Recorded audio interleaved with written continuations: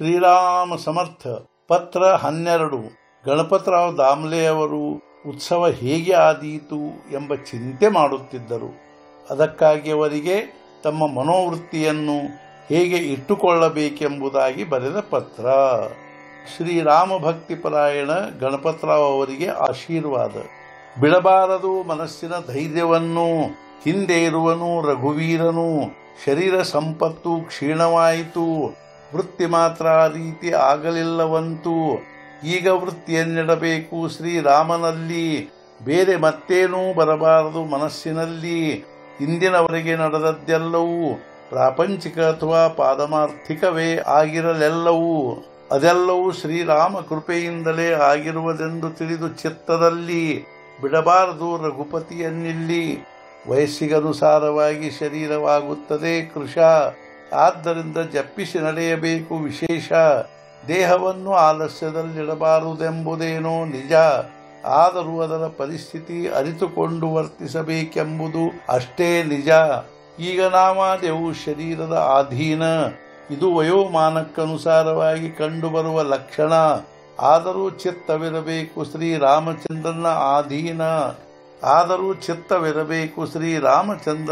ಅಧೀನ, ಅಂದರೆ ಆಗಲಾರದು ಶರೀರವೆಂದು ಕ್ಷೀಣ.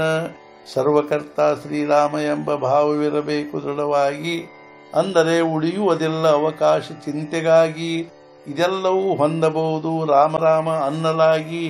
ಉತ್ಸವದ ಹೆದರಿಕೆ ಎಂದರೆ ಉತ್ಸವದ ಪ್ರೇಮದಲ್ಲಿ, ಉತ್ಸವವಾಗಬೇಕು ಆನಂದದಲ್ಲಿ, ಎಲ್ಲರನ್ನು ಮುಗ್ಧಗೊಳಿಸಬೇಕು ರಾಮನಾಮದಲ್ಲಿ.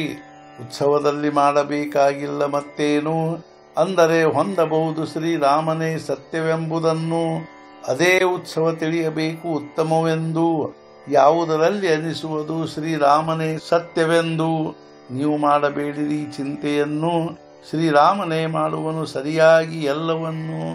ಆದರೂ ವ್ಯವಹಾರಕ್ಕನುಸಾರವಾಗಿ ಮಾಡಬೇಕಾದದ್ದನ್ನು ಮಾಡಲೇಬೇಕು, ಪ್ರಕೃತಿಗನುಸಾರವಾಗಿ ಅದನ್ನು.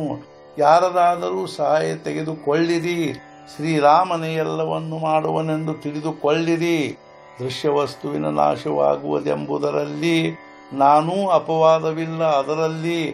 ಆದ್ದರಿಂದ ಎಲ್ಲರೂ ರಾಮಸ್ಮರಣೆ ಮಾಡಬೇಕು, ನಾವು ಭಗವಂತನವರಾಗಬೇಕು. ಹೇಳಬೇಕು ಇದನ್ನು ಎಲ್ಲರಿಗೂ, ತಿಳಿಸಬೇಕು ನನ್ನ ಆಶೀರ್ವಾದ ಸರ್ವರಿಗೂ. ತಿಳಿಯಿರಿ ಆಶೀರ್ವಾದ. ಸದ್ಗುರುನಾಥ ಮಹಾರಾಜ್ ಕಿ ಜೈ. ಜೈ ಜೈ ರಘುವೀರ ಸಮರ್ಥ.